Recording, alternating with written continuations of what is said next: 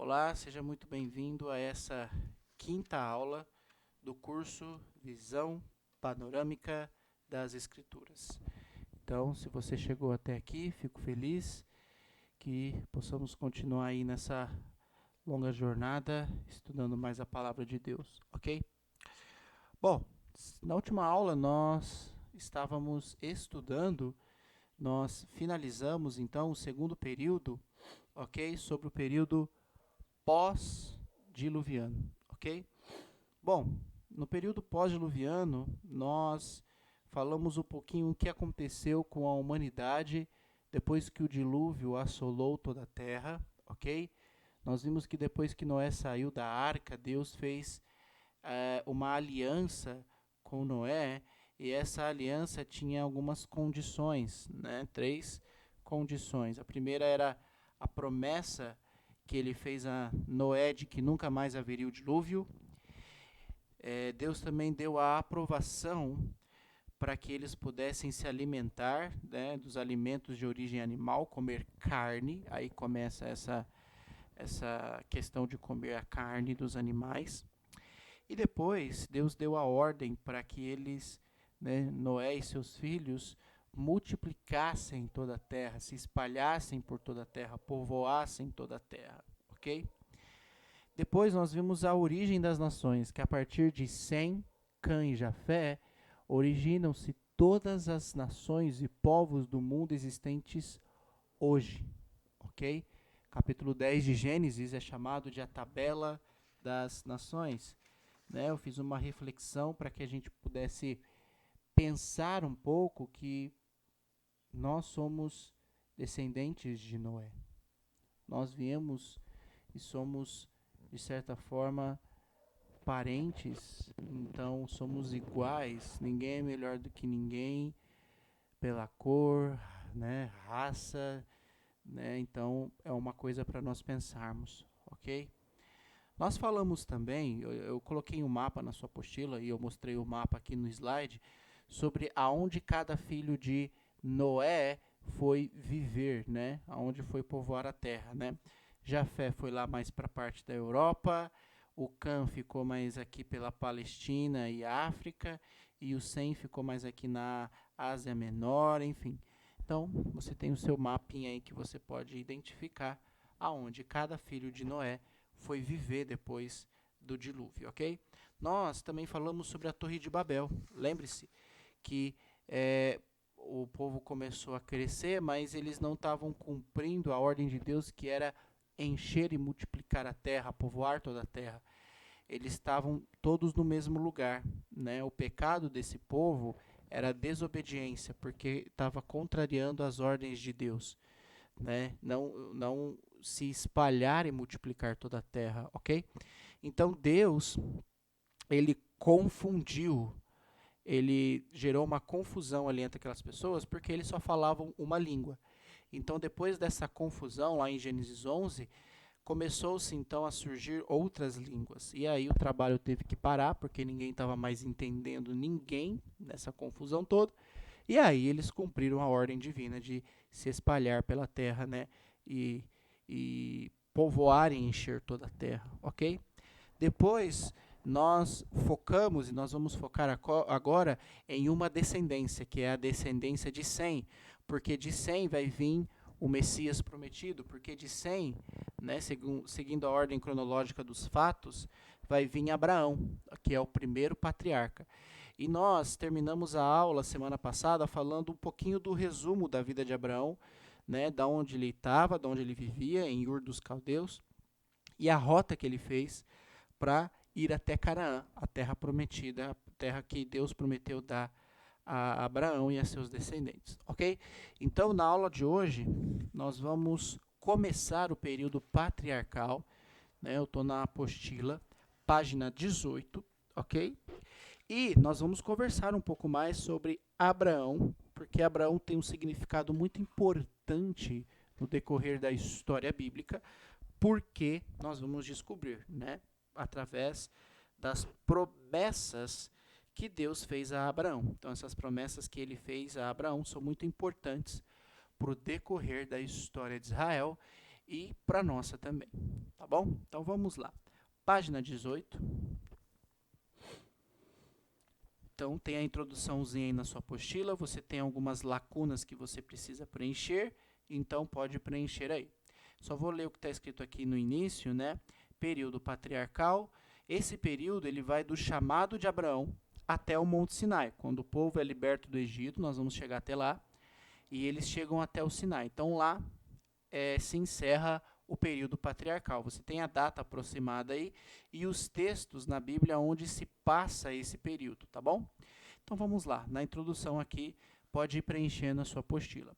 Esse período começa com o chamado de Abraão e vai até o famoso Monte Sinai, aonde o povo de Israel recebe a lei através de Moisés. Abraão é o primeiro patriarca, seguido de seu filho Isaque e seu neto Jacó, e seus 12 bisnetos. Patriarca, vamos lá, ó. Patriarca significa os primeiros pais ou os pais antigos. Então você tem a tradução aí, o significado do que significa patriarca. Patri vem de uma palavrinha hebraica pater, o mesmo que pai, e arque, que significa princípio ou início. Então, por isso que patriarca é primeiros pais ou pais antigos, tá bom? Abaixo, você vai ter um esboço simples e resumido. Você também precisa decorar de toda a história do povo hebreu, que começa com eles, que são os patriarcas. Por isso, é denominado de período patriarcal. Então, esse período que é chamado, denominado patriarcal por causa desses homens que deu início ao povo de Israel, a nação de Israel. Com os patriarcas começa a história do povo de Deus da velha aliança, a história da nação de Israel, através da qual viria o descendente para consumar o eterno plano da redenção da humanidade. Então, acabei de ler aí a introdução, então você tem aí as outras lacunas que você precisa preencher, tá bom? Então, a partir dos patriarcas, então vai começar a surgir esse povo, né, de Israel, que é o povo que foi escolhido por Deus, que Deus decidiu formar esse povo através de um homem que é Abraão, tá bom? Então nós vamos ver quem é esse povo, por que ele foi formado e qual era a importância desse povo na antiga aliança, ou seja, no Velho Testamento. Bom, você vai ter aí, na sua apostila, na página 18, 9 tópicos aí, que são os 9 períodos do Velho Testamento que nós vamos trabalhar, tá bom? Você vai ter aí e você vai poder anotar, tá bom? Então, só para deixar claro, o esboço abaixo da história de Israel abrange todo o Velho Testamento e começa no capítulo 12 e vai até o último profeta Malaquias. Então, a gente vai conversar sobre esses 9 períodos, tá bom? Só para você entender, você pode ir anotando aí. Nós vamos falar agora sobre o período patriarcal, o período dos pais, né, os primeiros pais, Abraão, Isaque e Jacó. Vamos falar sobre o Êxodo. O povo ficou escravo durante 400 anos no Egito. Por que isso aconteceu? Como esse povo foi parar lá no Egito. Nós vamos falar do período das conquistas, né? O povo teve que conquistar a terra de Canaã. Deus não ia simplesmente dar essa terra. Ele iria estar com eles, com o povo de Israel, mas eles precisavam conquistar a terra, tirar todo o povo que morava lá, ok? Nós vamos falar também do período dos juízes, o período em que homens foram usados por Deus para serem juízes, libertando o povo da escravidão de alguns povos vizinhos, para serem juízes ou governadores, para cuidar das questões legais, né, do cumprimento da lei em Israel. Então, é o período dos juízes. Depois nós vamos para o período do Reino Unido, né, quando Israel quer que o povo, quer que a nação tenha reis, ok? Então nós vamos falar do período do Reino Unido, reino dividido, por que o reino de Israel foi dividido. Nós vamos falar sobre o reino de Judá, né? Teve essa divisão e o reino de Judá ficou sozinho e o de Israel também ficou lá no canto deles. Vamos entender por que houve essa divisão. Vamos falar sobre o exílio, né? O povo de Israel, por causa da desobediência, foi exilado, né? Pelas nações, pelos impérios que governavam a época. Vamos entender o que é o exílio, porque eles foram tirados da sua terra e exilados em outro lugar. E depois nós vamos falar o período da restauração, né? Entender por que houve esse período e essa transição que há entre a restauração e o Novo Testamento, tá bom? Então, de forma resumida, eu falei aí quais são esses períodos, mas nós vamos trabalhar com calma e ver quem são as pessoas principais, né, os personagens principais que compõem todas essas histórias que nós vamos compartilhar, tá bom? Então, vamos começar então pelo primeiro período, que é o período patriarcal, tá bom? E para começar, só para relembrar, esse mapinha está na sua apostila, né? Lá um pouquinho umas páginas atrás. Então aí você vai ter a rota da peregrinação de Abraão. Então essa é toda a rota que Abraão fez durante a sua vida. Ele era de Ur dos Caldeus, ok? Ele residia aqui em Ur dos Caldeus. Ele recebeu um chamado do Senhor para ir até Canaã, para receber a terra de Canaã como herança, né? E ele parte para essa viagem, ele se estabelece em Harã e fica lá durante um tempo. Deus aparece para ele de novo e fala para ele ir para Canaã. Ele sai de Harã, vai para Canaã. Mas, depois de um período passando em Canaã, há uma grande fome na Palestina, aqui em Canaã. É uma coisa muito comum, né? A gente vai ver que durante alguns períodos bíblicos, a terra de Canaã vai passar por vários momentos de seca e de fome. Um deles, o próximo que nós vamos ver, é quando José está no Egito, né? E os filhos de Jacó têm que até do Egito pedir comida, né? Nós vamos chegar até lá, porque a Palestina, toda a região aqui estava passando por uma grande fome, tá bom? Mas aqui há uma grande fome. Abraão tem que sair da sua terra, de novo aqui de Canaã. Ele vai e se estabelece no Egito por mais um tempo, até que Deus fala, ó, volta para tua terra, você vai ficar aqui, né? Você vai morrer nessa terra, né? Mesmo que ela não seja sua, mas essa terra vai ser sua por herança. Então, Abraão volta e se estabelece em Canaã até quando ele morre, tá bom? Esse foi um resuminho aí da vida de Abraão, através dessa rota aí, desse mapa, tá bom? Então vamos lá, página 18, vamos começar. Antes de eu entrar nas 3 grandes promessas, vamos para a introdução aqui na página 18. A partir de agora, vamos falar sobre o primeiro patriarca Abraão. A partir de agora, a história vai ficar ainda mais surpreendente. Deus vai chamar um homem de 75 anos, cuja esposa era estéril e 10 anos mais jovem, para iniciar uma grande nação. Já seria difícil formar uma família, quanto mais uma nação. Mas é esse o homem para quem Deus vai fazer 3 grandes promessas. Antes, porém, Abraão vai ter que deixar sua terra, atender ao chamado de Deus e iniciar a sua jornada rumo a uma terra totalmente desconhecida, que é a terra de Canaã. Então vamos veja as 3 grandes e importantes promessas que Deus vai fazer a Abraão. Então você vai ter aí o texto-chave de Gênesis 12, aonde você vai ter que decorar essas 3 grandes promessas, ok? Que Deus vai fazer ao patriarca Abraão. Então mais um texto aí para você entender e decorar esse texto, tá bom? Então vamos lá. Letrinha A, ou na sua apostila é letra A, e no slide aí é número 1. Fazer de Abraão uma grande nação. Então foi essa a primeira grande promessa que Deus vai fazer a Abraão, tá bom? Então, você vai ler esse texto lá em Gênesis 15, versículo 5. É uma promessa importante, né? Abraão não tinha descendentes até aquele momento. Ele tinha 75 anos, mas não tinha filhos. Deus queria formar um povo a quem iria confiar as escrituras, que fosse sua testemunha e a outras nações, e através da qual viria o descendente prometido.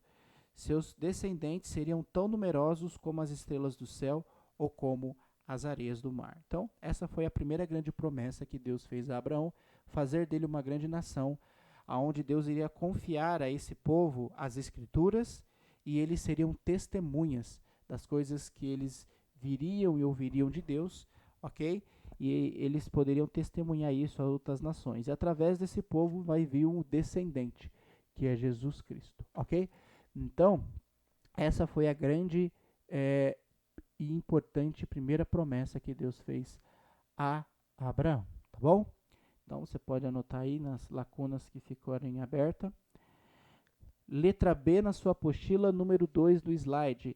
Dar a essa nação uma terra prometida. Então Deus prometeu dar uma terra a esse povo. A terra prometida, a Canaã, que ficava na Palestina, aonde o povo iria morar e aonde iria nascer o Messias para consumar a história da redenção da humanidade. Abraão obedeceu a Deus, a promessa foi ampliada e mais especificada. Nós vamos entender como essa promessa foi ampliada e mais especificada, mas entende-se que a segunda grande promessa que Deus vai dar a Abraão é dar essa terra boa, uma terra que emana leite e mel, essa terra prometida, que foi prometida a Abraão, que vai ser conquistada pelas suas próximas gerações. Mas Deus prometeu dar uma terra para Abraão, ok? E através dessa terra, como nós íamos ver, que depois de muitos e muitos anos iria nascer o Jesus Cristo nessa mesma terra, onde seria futuramente a terra dos hebreus, dos israelitas, tá bom? Letra C na sua apostila, número 3 aí. Através desta nação que Deus iria formar a partir de Abraão, todos os povos seriam abençoados. Abençoar todas as nações. Então, através de Abraão, todas as nações do mundo seriam abençoadas. E nós vamos entender, porque essa promessa, ela vai ser a última promessa a ser cumprida, tá bom? Essa promessa vai ser cumprida lá em Atos, capítulo 10, com a entrada dos gentios na igreja. Mas isso é uma história que nós vamos contar lá no período cristão, tá bom? Lá naquela história conhecida de Pedro e Cornélio, tá bom? Quando os gentios começam a entrar na igreja. Mas isso é uma coisa lá para frente. Mas entendam-se que Deus fez uma promessa importantíssima a Abraão, uma promessa que abrangeria todos nós, de certa forma, tá bom? Então nós vamos conversar sobre isso lá na frente. Então fique tranquilo, a gente vai ver e eu vou comentar com vocês aonde essas promessas vão sendo cumpridas, tá bom? Quando a primeira promessa for cumprida, falou, a primeira promessa que Deus fez a Abraão foi cumprida.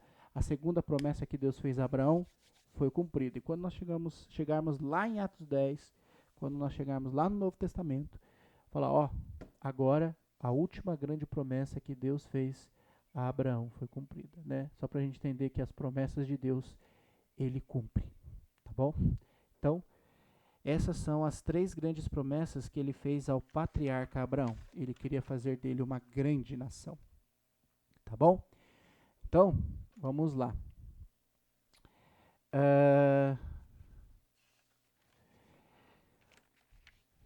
De acordo com Efésios 3:11, lembrando que Deus, ele está no controle de todas as coisas.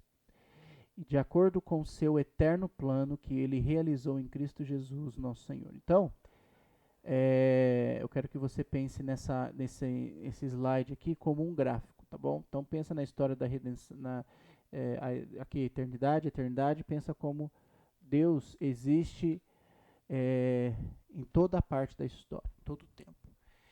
E o que sustenta a história do mundo, da humanidade, o que sustenta toda a nossa história, o que sustenta todo esse eterno plano de Deus, o que sustenta a história bíblica são as promessas de Deus, que se tornaram colunas desse plano.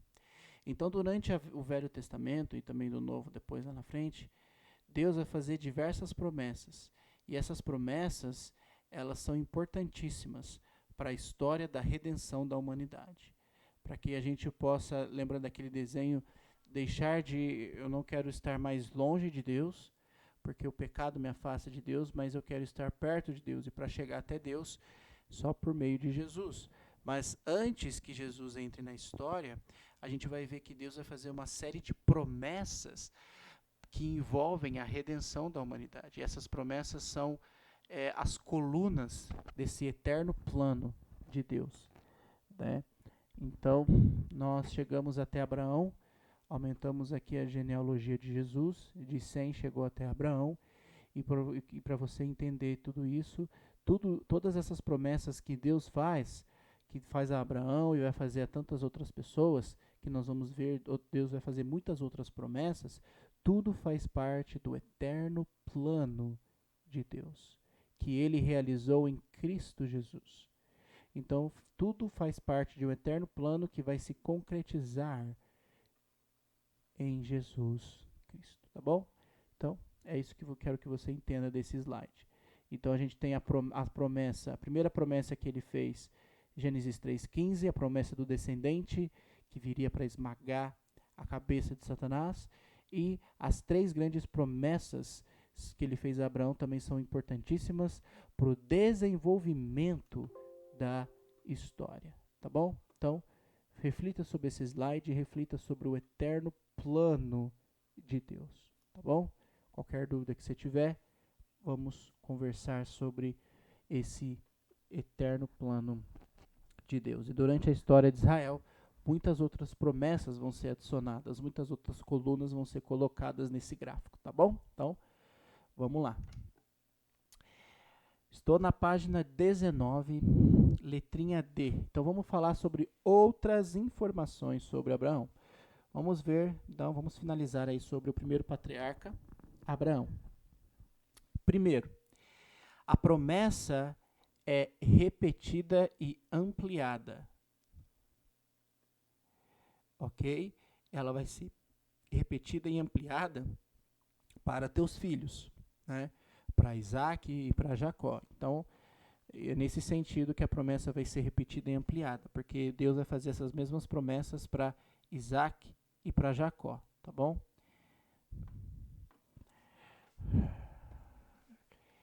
E é interessante que essa promessa também vai para a questão de que Deus falou que os seus descendentes não poderiam ser contados, né?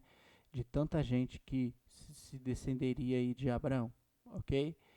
2. A profecia sobre os 400 anos de escravidão. Então, aqui na sua apostila você vai ter todas as passagens, ok?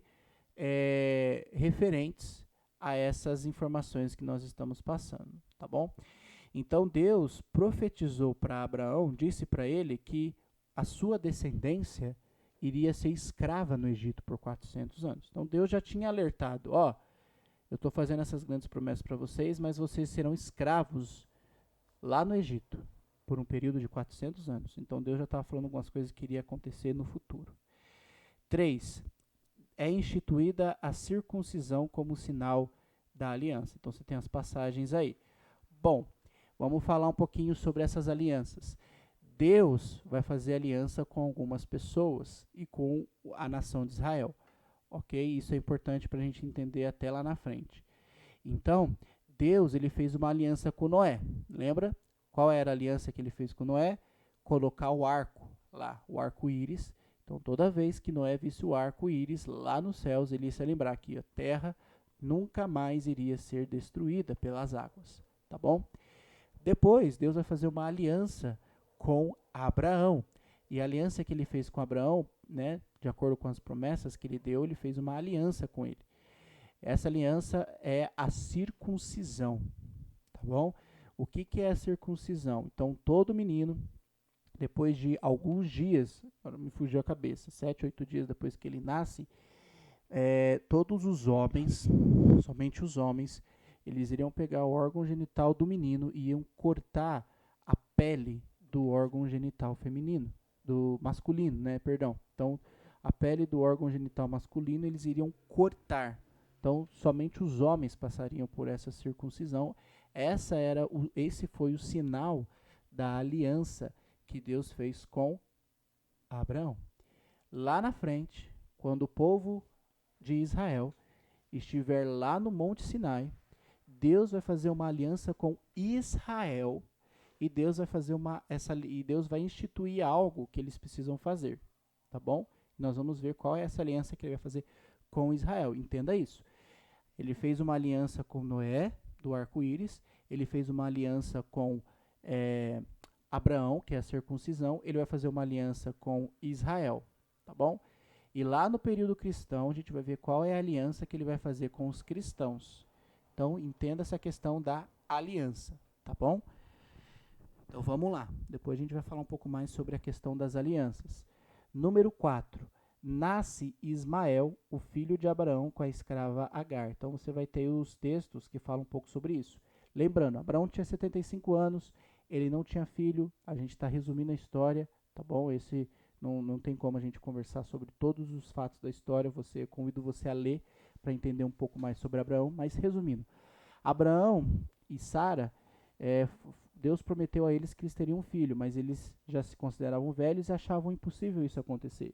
Então Sara deu a sua escrava, né, que é Agar, para Abraão, para que ele pudesse se deitar com ela e ela pudesse ter um filho. Ela teve um filho, Abraão colocou o nome dele de Ismael, só que não foi isso o que Deus pediu. Não era esse o plano de Deus, tá bom?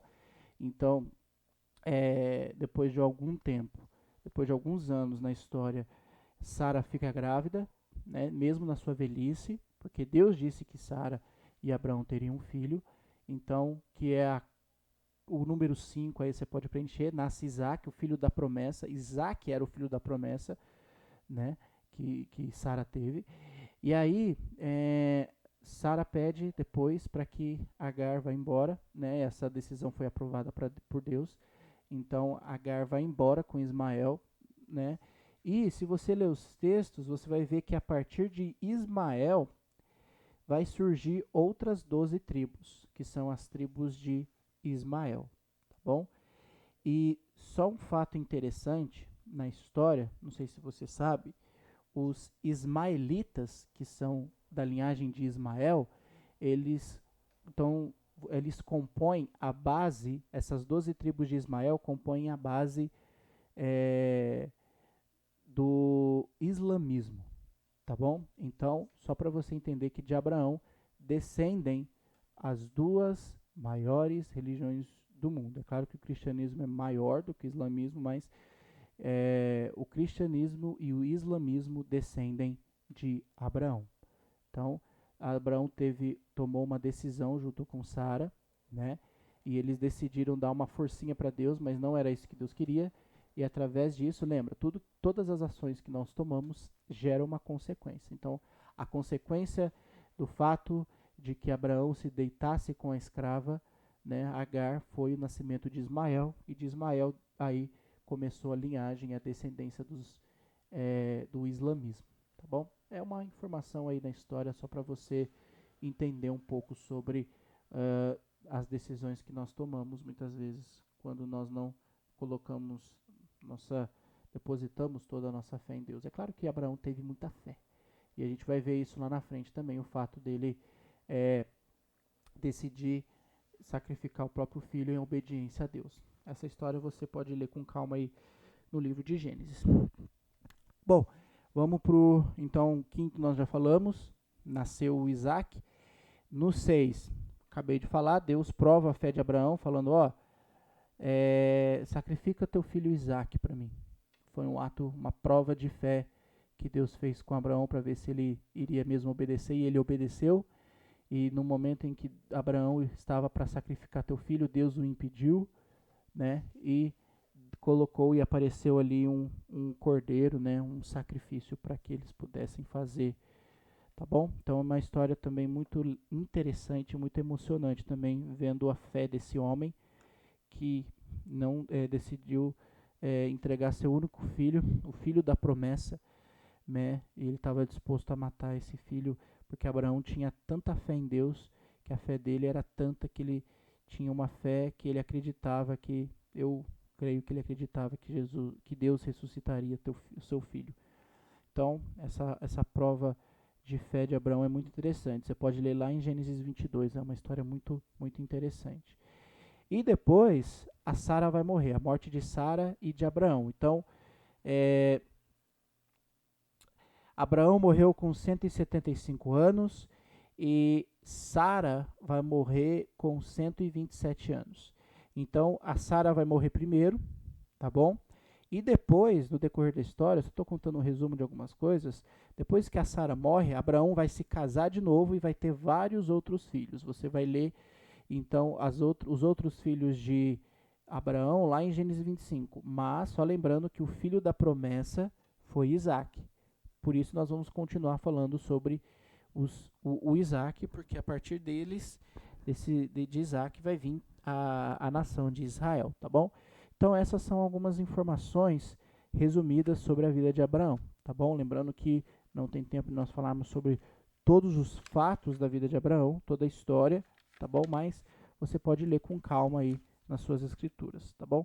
Mas só para entender que Deus fez 3 grandes promessas a Abraão e através dele viria, então, dessas 3 grandes promessas iria englobar todas as nações do mundo, principalmente a terceira e grande e última promessa.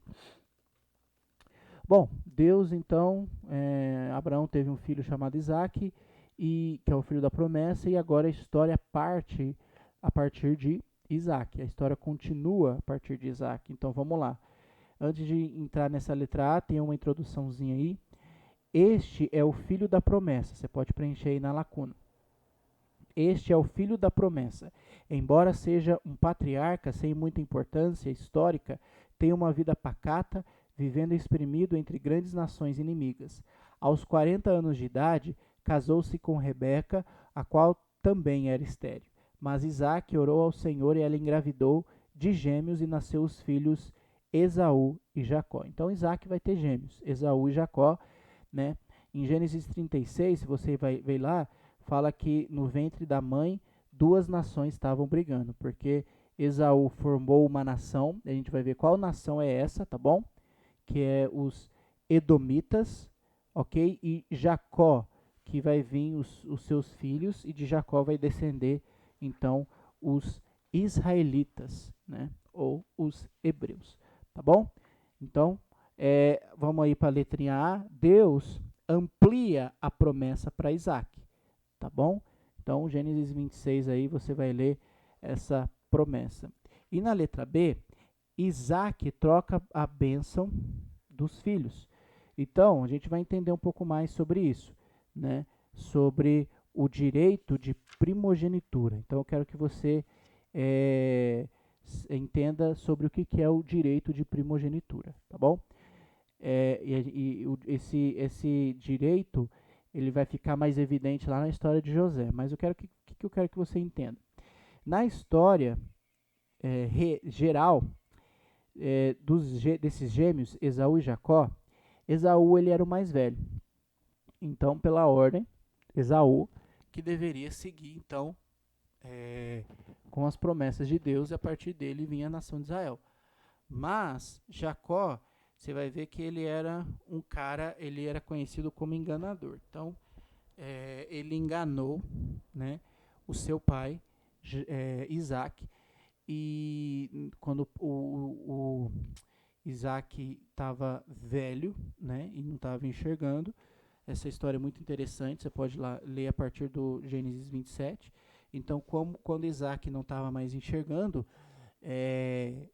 Jacó ele conseguiu enganar o pai e receber a bênção do pai. É a bênção que estava destinada para Esaú, porque ele era o mais velho. E você vai ver como isso se deu, como Jacó enganou, tá bom? Então lá você vai ter toda a história para você entender como foi que Isaac, como Jacó enganou o pai Isaac e recebeu a bênção do pai, tá bom?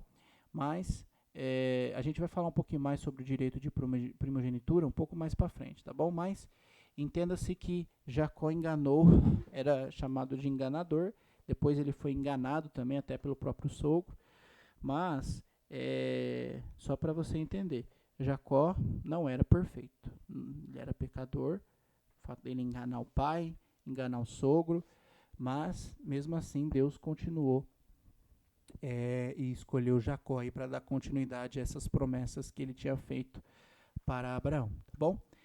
Então, vamos, como eu falei, a história de Isaac ela é curta, não tem muita coisa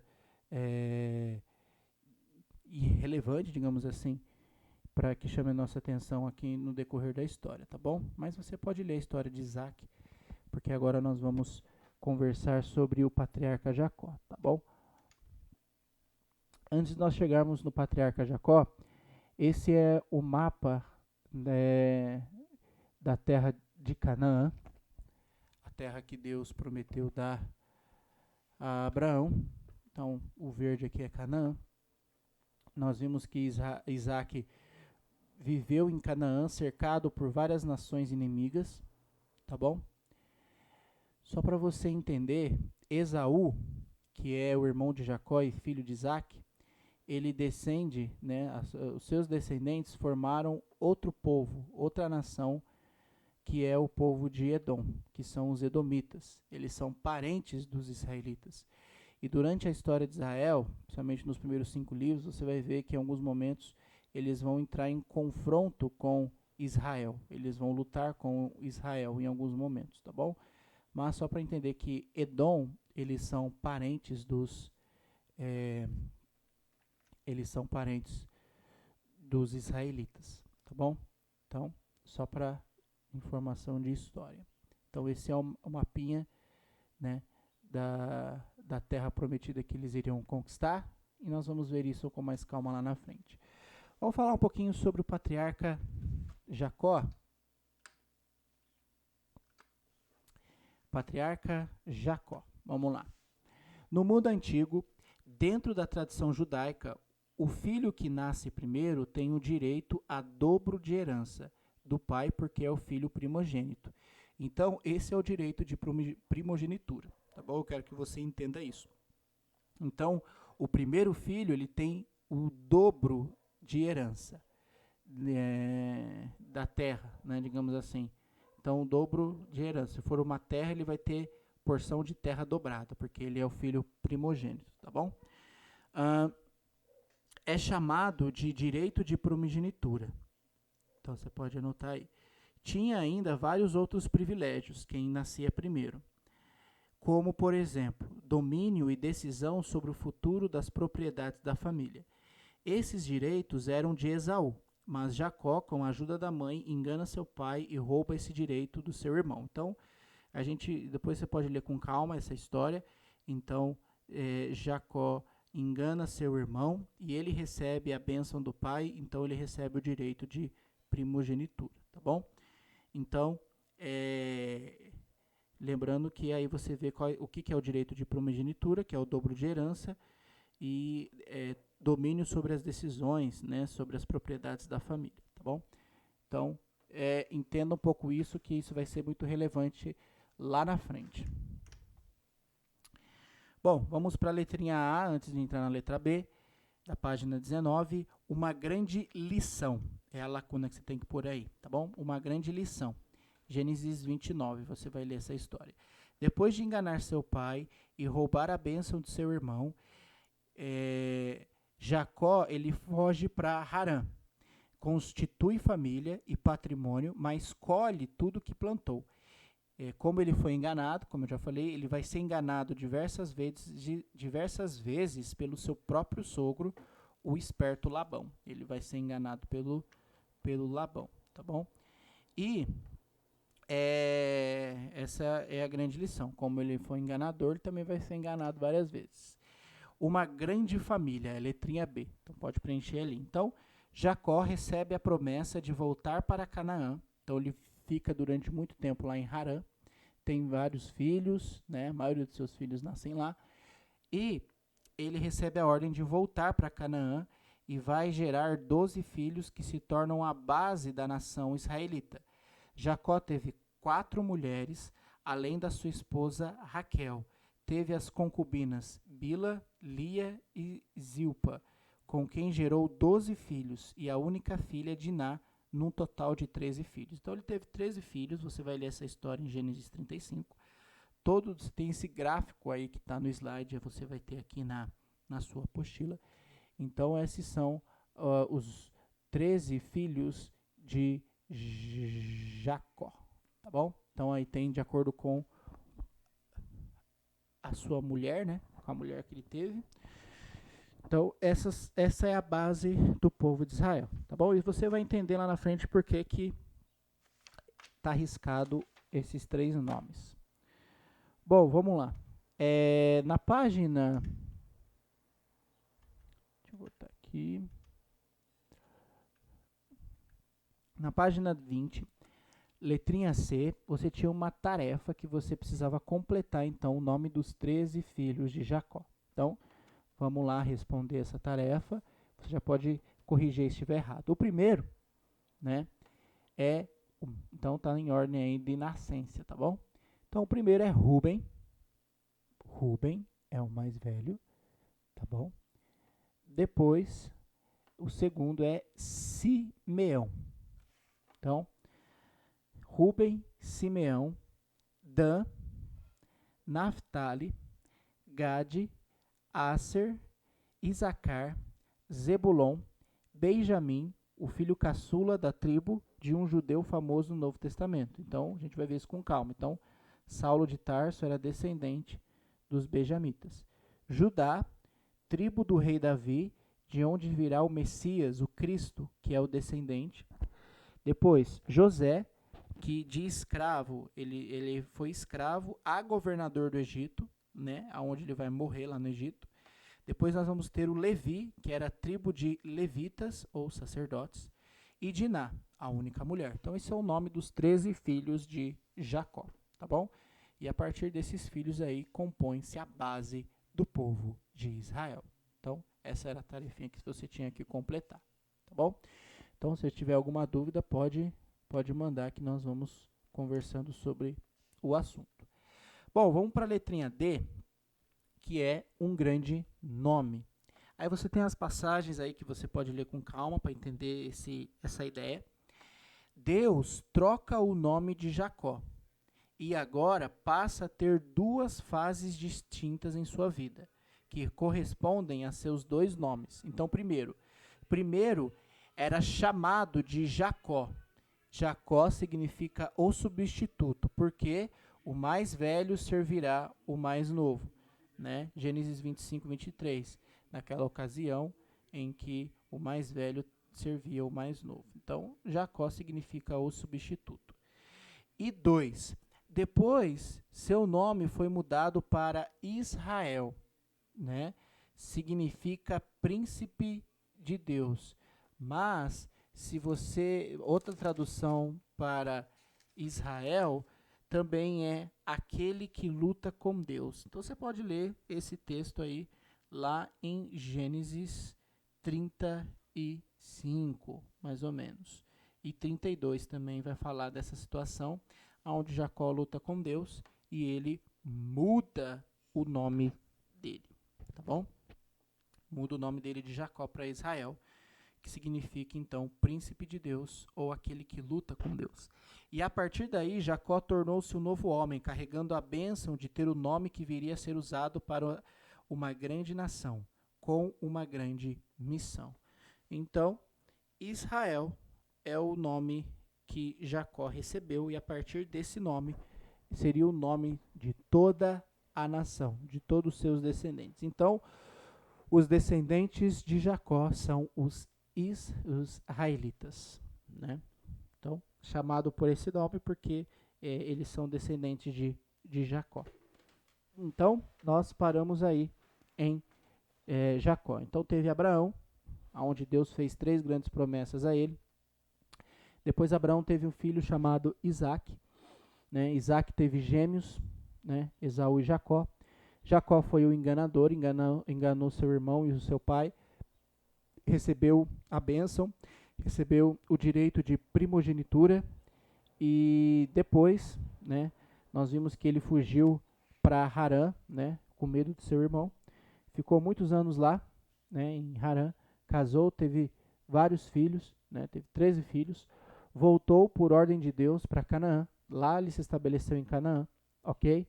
E lá o nome dele é mudado. Então, na verdade, no caminho, né, quando ele está chegando para Canaã, ele tem esse encontro com Deus, né? Ele luta com o homem e ele recebe então essa troca né, de nome. E o nome dele foi mudado para Israel. Então você pode ler essa história aí de Jacó lutando com Deus, lá em Gênesis 32, do 22 até o 32. Do 22 ao 32 do capítulo 32 de Gênesis. Ok? Então, nós paramos aí em Jacó, tá bom? Então, vamos continuar falando sobre como foi que esses 13 filhos tornaram-se uma grande nação. Como esses filhos de Jacó tornaram-se uma grande nação. Então, a nação de Israel, a gente vai ver que vai nascer no Egito. Então, eles estão estabelecidos, né, a família de Jacó, seus filhos estão estabelecidos em Canaã, tá bom? Então, a nação vai crescer lá no Egito, tá bom? A gente vai ver que a profecia que Deus tinha dado a Abraão, né, de que o povo seria escravo por 400 anos, estava prestes a acontecer, tá bom? E por causa desta situação é que o povo vai crescer muito lá no Egito. Então a gente vai ver isso com bastante calma. Então vamos lá. Antes de eu entrar nesse ponto aqui, tem uma introduçãozinha aqui. Página 20. Até aqui, Israel é apenas uma grande família, a família de Jacó, neto de Abraão, cujo o nome foi mudado para Israel. Depois de muitos anos, Jacó reúne sua grande família, seus servos e toda a riqueza acumulada e retorna a Canaã. No caminho de volta, encontra-se com seu irmão Esaú e eles se reconciliam, tá bom? Lembrando que ele fugiu do seu irmão, porque seu irmão estava muito bravo, né, chateado depois de tudo que ele fez, toda a enganação que ele fez. Mas, no final das contas, eles se reconciliam. Mas, agora tem uns lacunas aí para você preencher, mas, ao lado da grande promessa de Deus feita aos patriarcas, havia também a profecia de que seus descendentes seriam escravizados por 400 anos. Ainda tinha essa profecia que tinha que se cumprir, tá bom? A profecia foi cumprida, se cumpriu, mas Deus cuidou deles por intermédio de José, um dos filhos de Jacó, até que finalmente se tornasse uma grande nação. Essa grande família, composta por 70 pessoas, segundo o censo, foi para o Egito, aonde a profecia se cumpre. Ok? Então, a família de Jacó compunha-se de 70 pessoas e de 70 eles vão para o Egito e lá a profecia vai se cumprir e eles vão se tornar então uma grande nação. Mas vamos ver como tudo isso aconteceu. Então, como foi que a família foi parar no Egito? Então, o que aconteceu para que eles fossem parar lá no Egito? Tá bom? Deixa eu só achar aqui. Tá. Fica mais claro para nós entendermos. Vamos lá. Letrinha A. Número 1. Tudo começa com José, o primeiro a ir para o Egito. Ele tinha uma capa e muitos sonhos. Então, convido você a ler Gênesis do 37 ao 41 e entender por que ele foi parar lá no Egito. Então eu vou ler alguns textos só para você entender do capítulo 37. Então vai dizer assim, ó, 37. Esta é a história da família de Jacó. Quando José tinha 17 anos, pastoreava os rebanhos com os seus irmãos. Então, vamos pular um pouquinho. Ora, Jacó gostava mais de José do que qualquer outro filho, porque ele havia nascido em sua velhice. Por isso, mandou fazer para ele uma túnica longa. Quando seus irmãos viram que o pai gostava mais dele do que qualquer outro filho, odiaram-no e não conseguiram falar com ele amigavelmente.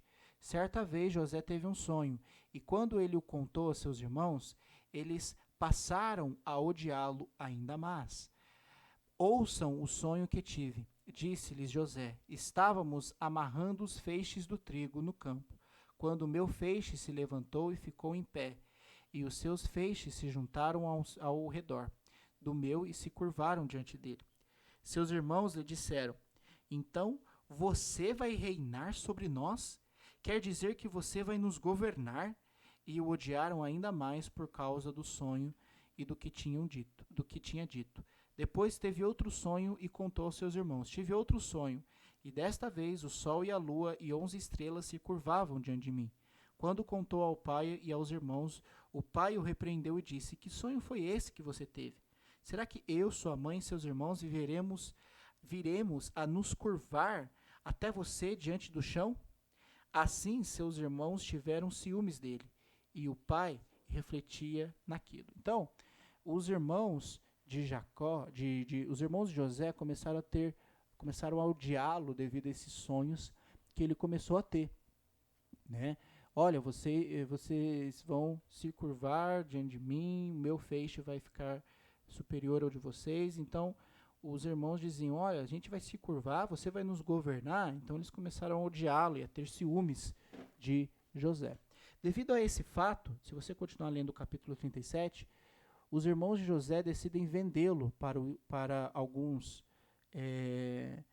homens ismaelitas, e ele foi levado para o Egito. Então eles venderam José para esses homens ismaelitas levaram ele para o Egito e venderam-no como um escravo.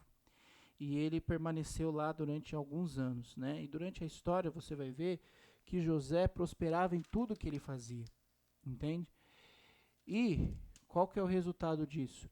José, ele passa por uma dificuldade, uma tribulação, mas ele permanece firme. José vai ser assediado pela mulher de Potifar. Então, ele ganha a confiança de Potifar e ele é colocado para governar a casa de Potifar. Mas a mulher de Potifar começa a assediá-lo. E teve aquela história de que ela tentou pegá-lo, tê-lo à força, e ele foge nu. E depois eles pegam José e prendem ele, né?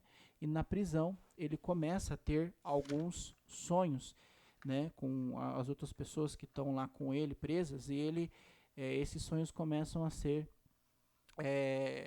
acontecerem, esses sonhos começam a serem realizados, a acontecer de verdade, né?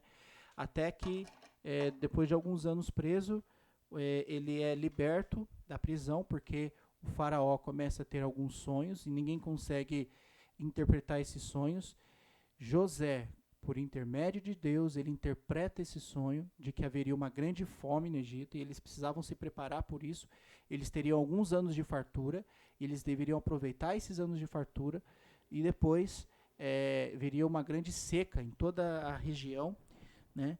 E por causa disso, ele foi, dessa interpretação do sonho, o faraó colocou José como governador do Egito, ok? Então, e por causa dessa fome que assolou até Canaã, acontece então o segundo ponto. Então, devido a uma grande fome, os irmãos vão para o Egito em busca de comida, depois de muitos anos, né? Eles, depois que eles venderam José como escravo, eles matam um animal, né? Colocam sangue na túnica de José e dizem para Jacó que José tinha morrido. Então, José está com aquela concepção de que seu filho, Jacó, está com aquela percepção de que José está morto, tá bom? E aí acontece toda essa história. Então, devido à fome, Jacó manda seus filhos irem até o Egito buscar comida, ele ouve dizer que lá tinha comida, e aí acontece o terceiro ponto. Finalmente, Jacó e o restante da família muda-se para o Egito e é bem recebida pelo faraó, amigo de José. Morre Jacó e depois José, e quando os israelitas saem do Egito, seus ossos são levados conforme eles tinham pedido. Bom, só para entender e resumir essa história, eles vão lá, né? E aí, só resumindo a história, descobrem que José é o governador do Egito, né? Eles entendem que todas as coisas, todos os sonhos que Deus tinha dado são cumpridos, tá? E devido a esse fato e a fome que aconteceu em Canaã, José pede para que eles venham até o Egito para morar no Egito junto com eles, né? E aí toda a família, 70 pessoas, vão até o Egito, né, para morar junto com José. Então, acho que no 3 aí você precisa preencher. Finalmente, Jacó e o restante da família mudam-se para o Egito. A família de Jacó é bem recebida pelo faraó. Eles se estabelecem numa região muito rica. Depois nós vamos ver em que região eles se estabelecem, tá bom? Então vamos para a letrinha B, que são os últimos dias de Jacó e José. Como eu já falei, eles morrem no Egito, tá bom? O livro dos começos, que é Gênesis, termina num caixão. É o pecado cobrando o seu salário. Então, o livro de Gênesis começa com o início de tudo, o começo de tudo, mas o livro termina num caixão, termina com morte. Por quê? Número 1. Morre o patriarca Jacó. Mas antes de morrer, ele pede para ser sepultado em Canaã. E José realiza o último desejo de seu pai. Então, Jacó morreu e eles fazem então um funeral, se você for ler é interessante, até a Canaã, e lá eles enterram Jacó lá em Canaã. 2. José vai morrer. José perdoa seus irmãos, reconhecendo que era Deus quem estava no controle de tudo. Ele prediz o êxodo, né, que eles seriam escravizados por 400 anos, e também pede que seus ossos sejam transportados para Canaã. Após sua morte, ele foi embalsamado e colocado num sarcófago. E quando Moisés libertou o povo do Egito, levou também os ossos de José. Então esse foi o pedido de José. José, antes de morrer, falou, eu vou ser enterrado aqui no Egito, mas eu quero que meus ossos, quando o povo for liberto, que o povo leve os meus ossos para Canaã, tá bom? Vamos lá?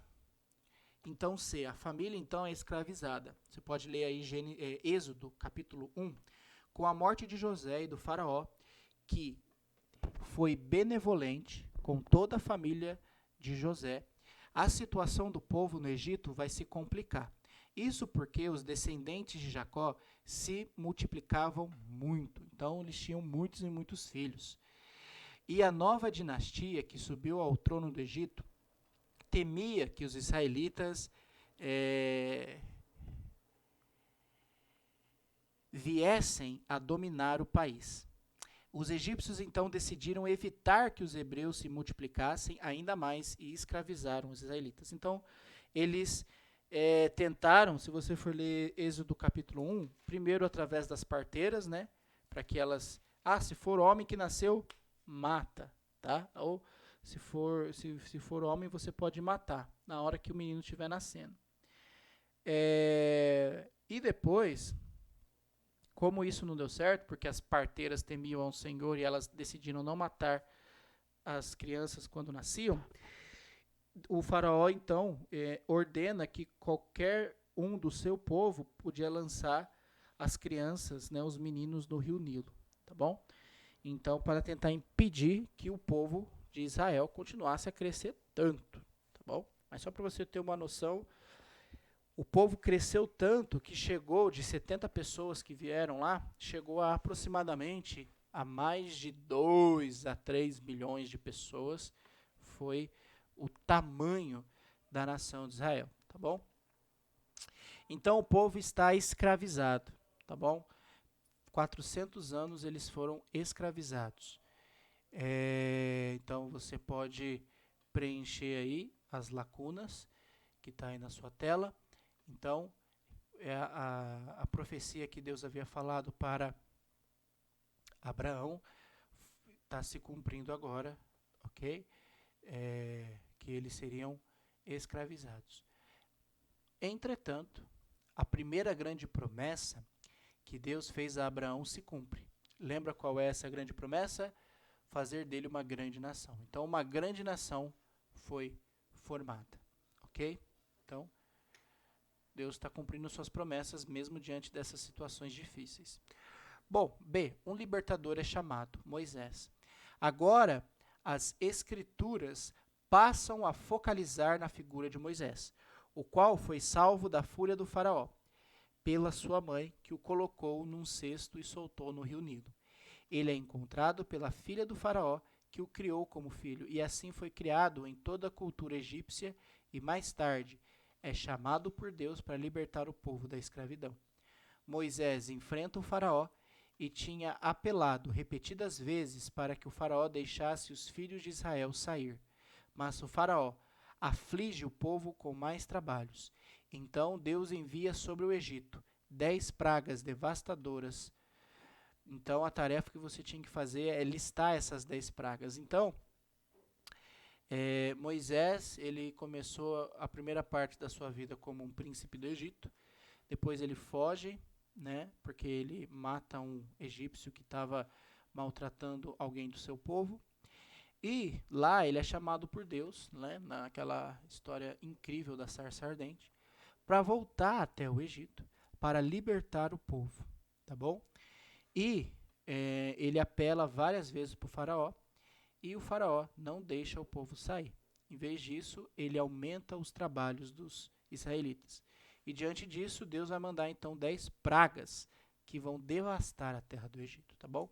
Então, as 10 pragas você pode, era tarefinha, você pode anotar aí, tá bom? Pode corrigir. A primeira praga foi o rio Nilo se transforma em sangue. Depois, a invasão de rãs. E a terceira foi o pó da terra se transforma em piolhos. Depois, enxame de moscas tomaram o Egito. Depois, a morte de todos os rebanhos de animais. Depois, a sexta foi feridas com pus surgiram nos homens e nos animais, que são as úlceras. A sétima praga foi uma grande tempestade de granizo. A oitava foi os gafanhotos devoraram as plantações. A nona, as trevas deixaram o Egito na escuridão total. Então, o Egito ficou nas trevas, na escuridão. E a décima e última praga foi depois dessa praga que o faraó permitiu que eles saíssem do Egito, foi a morte do filho primogênito. Então, todo o primeiro filho foi morto, né? Então, é uma história bem triste, mas a partir dessa última praga, o faraó permitiu que o povo fosse liberto, tá bom? Então, se você quiser ler os textos, está aí na sua introdução sobre essas histórias, são bem interessantes. Então, as pragas duraram, alguns acreditam, um pouco mais de um ano, né? Todas essas 10 pragas, tá bom? Segundo alguns estudiosos, então, só para você entender que essas pragas assolaram todo o Egito. Durante a 10ª praga foi instituída, então, a Páscoa, porque o povo foi liberto depois dessa última praga, né? Então, vamos lá. A Páscoa é um fato importante no Êxodo. A morte dos primogênitos teria acontecido também aos israelitas se eles não tivessem sacrificado o cordeiro e assim se protegido com o seu sangue redentor. Então, eles receberam uma ordem: matem o cordeiro, passem o sangue aí na porta, e quando o anjo do Senhor aí, o anjo passasse, né, ele não entraria na casa e o primogênito não seria morto, né? Então, alguns israelitas que não obedeceram também tiveram seus primogênitos mortos, tá bom? Então, aí foi instituída a Páscoa. Esse capítulo justifica e explica a razão porque o apóstolo Paulo chamou Cristo de o novo Cordeiro Pascual, ok? Então, a lacuna que você tem que preencher aí, vou repetir, esse capítulo justifica e explica a razão porque o apóstolo Paulo chamou Cristo de o nosso Cordeiro Pascual. 1 Coríntios 5:7. Então, no Velho Testamento, a Páscoa tinha um objetivo, né, que era para eles se lembrarem de que eles foram libertos do Egito. E no Novo Testamento, a Páscoa, para nós cristãos, significa Cristo Jesus, que é o novo Cordeiro Pascual, aquele que ressuscitou dentre os mortos. Então, Jesus ressuscitou dentre os mortos. Então, nós celebramos a Páscoa, representando a Páscoa para nós representa Cristo Jesus. Então, você vai ter algumas passagens que você pode ler com calma, tá bom? Então, em Êxodo 12, do 14 e 20, você vai ler as instruções para os israelitas instituírem a Páscoa. Do capítulo 12 até o capítulo do Êxodo 12 até o capítulo 18, você vai ver a Páscoa serviria de memorial para que eles se lembrassem da saída do Egito. Na verdade, até o versículo 14, né? E em Êxodo 12, versículo 18, havia dias determinados para se comemorar a Páscoa. Então lá, no Êxodo 12, você vai ver um pouco mais de informação sobre a Páscoa, né? O objetivo e por que eles realizavam a Páscoa. Então, letrinha F, a saída do Egito. Então, o fim da escravidão. Então, depois da última praga, o faraó deixou o povo sair do Egito. Então, vamos lá. Quase um ano se passaram e com as pragas o faraó oferecia alternativas para Moisés e o povo. Contudo, o plano é determinado por Deus e não pelos homens. O coração do faraó mais se endurecia. Aí você pode preencher esse de vermelho na sua apostila. Até que com a 10ª praga, a morte dos primogênitos, o faraó, né, decidiu, né, o rei, que é o faraó, cedeu e permitiu que os israelitas retornassem à sua terra natal, que é Canaã. Assim, a nação de Israel sai da cidade de Ramassés, no Egito, aonde viveu por 400 anos como escravos, conforme Deus havia predito a Abraão. Ou seja, é o fim da escravidão. Então, depois da última praga, o faraó decide e permite que eles saiam do Egito e vão para a terra prometida, que é Canaã. Ok?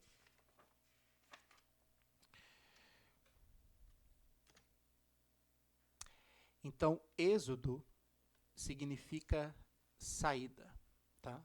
A tradução da palavra êxodo é saída. Eles saíram do Egito e acamparam no famoso Monte Sinai. Depois, seguiram sua jornada rumo à terra prometida. Então, eles primeiro iam fazer uma parada até o Monte Sinai, tá bom? G. Cumpre-se, então, a primeira parte da promessa que Deus fez para Abraão. Já falamos isso, que era uma grande nação. A Bíblia relata que saíram cerca de 603.550 homens de 20 anos para cima. Então, entraram 70 pessoas da família e saíram, né? Esse número aí está em Gênesis, você vai ler, na verdade, no livro de Números, tá? 603.550 homens. Somente os homens foram contados. Além das mulheres, alguns acreditam aí, a gente vai falar mais ou menos mais de 2 milhões de pessoas. Então, saíram esses 603.000 homens acima de 20 anos capazes de sair à guerra. Tudo isso, além das mulheres, crianças e uma grande multidão de estrangeiros, entre os quais estava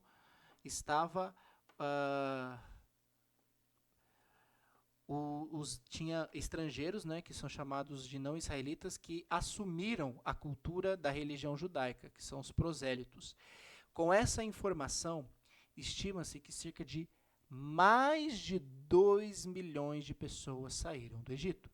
Durante todos esses séculos, Deus agiu e cumpriu a primeira parte de sua promessa feita ao patriarca Abraão, que a partir dele formaria uma grande nação, informou. Então, cumpre-se a primeira parte da promessa, uma grande nação é formada no Egito. Então, a primeira grande promessa foi realizada por Deus, né? Foi cumprida por Deus, tá bom? Então vamos lá, vamos ver o que aconteceu depois que eles saíram do Egito. Então houve a travessia do Mar Vermelho. Logo após a partida do povo, não demorou muito para que o faraó mudasse de ideia e saísse atrás do povo, a fim de trazê-los de volta. O povo murmura, culpa Moisés, mas Deus age em favor deles, abrindo o mar vermelho e permitindo o povo atravessar. Em seguida, o mar se fecha, destruindo o faraó e todo o seu exército. Então essa é também uma das histórias mais incríveis, né? A abertura do Mar Vermelho, a passagem pelo povo do Mar Vermelho, ok? Então a gente vê o poder de Deus para proteger e cuidar do seu povo. Aí você tem algumas imagens, isso você vai ter uma dessas fotos aí na sua apostila, para você entender um pouco, né, de como como foi feito esse percurso, tá bom? Eles viviam, aqui no último mapinha eu tô aqui, eles viveram nessa região, se você for ler, de Ramassés, aqui na terra de Gozém. Essa terra muito interessante. É uma terra alagadiça, é uma terra, é um pântano, né? Tem esses rios. Só para você lembrar na aula de bibliologia, lá onde tinha aqueles juncos que eles faziam o papiro para eles escreverem, na verdade, essa região é propícia para essa planta, tá? Então, onde eles cultivavam essa planta e faziam o papiro para que eles pudessem escrever, né? Fazer os seus escritos, né? Para que Moisés também escrevesse os 5 primeiros livros. Então, nessa região era que se cultivava essas coisas, porque essa outra região aqui é desértica, deserto, não tem lugar alagadiço, são desertos, né? Então, esses juncos não nasciam para cá. Mas o que eu quero que você entenda é a rota que eles fizeram para chegar até o Monte Sinai. Bom, existem muita divergência a respeito do Monte Sinai. Aonde que fica o Monte Sinai, né? Bom, em questão de estudo, nós vamos estudar na apostila de vocês, na imagem, o Monte Sinai está aqui, tá? Conforme o mouse está aí na sua tela. Então, nós vamos estudar, né, segundo o Monte Sinai tradicional, né? E nós vamos estudar a rota a partir desse ponto. Mas, em título de informação, né, alguns estudiosos acreditam que o Monte Sinai fica, na verdade, onde está esse ponto azul. Então, a rota tradicional, que algumas pessoas acreditam, é que eles fizeram esse percurso em vermelho. Atravessaram o Mar Vermelho aqui e chegaram até o Monte Sinai, se estabeleceram aqui até que foram para a Terra Prometida, tá bom? Outros acreditam, estou aqui no mouse, ó, aqui a linha azul, saíram daqui, né, passaram por essa parte alagadiça, esses lagos, atravessaram toda essa região. A travessia para o Mar Vermelho foi aqui no Golfo de Acaba. Depois eles vieram até o Monte Sinai, tá? Porque muitos acreditam que essa região aqui, né, onde está esse Monte Sinai tradicional, muitos acreditam que aqui seja ainda território do Egito, tá? Que somente aqui entra-se então o início aqui, na verdade, é a Arábia, né, que é a terra de Midian. Por que alguns acreditam que aqui ficaria o verdadeiro Monte Sinai? Conforme palavras do apóstolo Paulo, quando ele cita lá em Gálatas,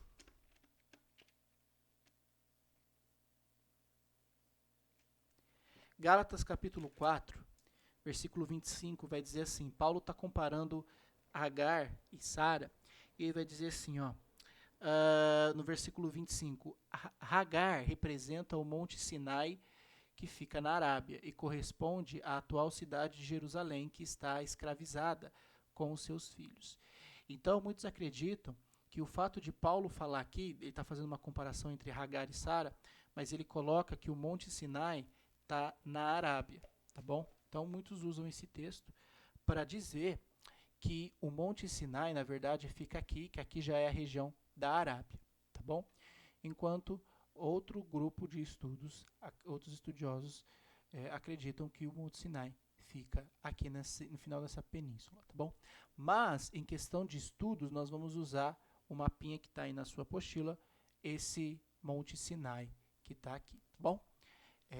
Então, para você ter uma ideia, alguns acreditam que essa seja a praia, estou aí nesse mapinha do lado esquerdo, na qual os israelitas ficaram. Então, imagine-se que aqui nessa praia tenha mais de 2 milhões de pessoas e eles desesperados, querendo passar, e aí Deus abre o Mar Vermelho aqui para frente. Então, muitos acreditam, alguns estudiosos acreditam que aqui seja a praia, né? Eu esqueci o nome agora, me fugiu. Na praia onde os israelitas ficaram, e aí eles olharam para trás e viram aqui, né, os egípcios vindo, né, nesses vales aqui, né, vindo atrás deles, e aí entende-se, né, alguns acreditam que aí seja a praia. E aqui é uma foto mais de longe, uma foto meio que de satélite, para você ver um pouquinho de um ângulo diferente, tá? Aqui é a Arábia, né, que é essa parte aqui que a gente falou, aqui o Egito, né, e aqui aonde poderia ter sido uma das travessias. E aqui fica a península do Sinai, tá bom? Então, questão de informação e estudo para você, algumas informações complementares, tá bom? Letra I, a chegada no Monte Sinai. Eles atravessaram o Mar Vermelho, o mar fechou, todo o exército do faraó, e o faraó foram mortos, foram destruídos, e aí eles chegam, né, depois de uma longa viagem até o Monte Sinai. Do Egito ao Sinai, pode preencher na sua apostila, os israelitas levaram apenas 3 meses e agora vão ficar acampados aqui por 1 ano. Então eles vão ficar 1 ano ali no Monte Sinai.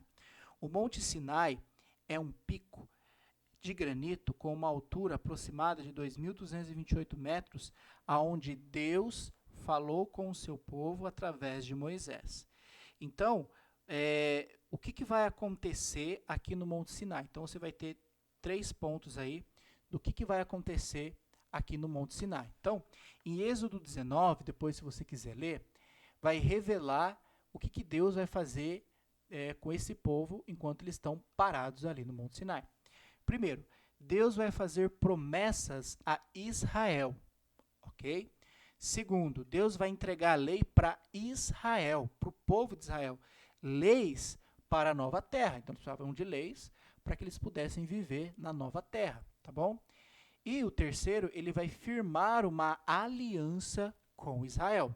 Lembra do conceito de aliança? Deus fez uma aliança com Noé, Deus fez uma aliança com Abraão, e Deus vai fazer agora uma aliança com o povo de Israel, tá bom? É com o povo de Israel. E nós vamos entender isso, entender que todas estas promessas, essa lei, essa aliança, Deus está firmando com Israel, com o povo de Israel. Então, a maioria dos textos bíblicos do Velho Testamento que você vai ler, Deus fala, estou firmando essa aliança com Israel, tá? E isso precisa ser claro, tá bom? Então a gente vai conversar um pouco mais sobre o significado de aliança e o significado dessas promessas que ele está fazendo com Israel no próximo período, tá? Que nós vamos estudar com calma e a gente vai entender por que Deus está fazendo isso com Israel, tá bom? E essa aliança que ele vai fazer, a gente vai ver com calma, é que os israelitas precisavam guardar o sábado, tá bom? Então a gente vai ver isso com muita calma. Então, a primeira parte da promessa de fazer do patriarca Abraão uma grande nação se concretizou em termos de números. Mas, de fato e de verdade, os israelitas que saíram do Egito vão se tornar uma nação quando firmarem uma aliança com Deus e receberem a lei, marcando o início do período mais longo das Escrituras, que é o período mosaico, né? Que é esse período onde Deus vai firmar essa lei, vai firmar essa aliança e dar a lei ao povo de Israel, tá bom?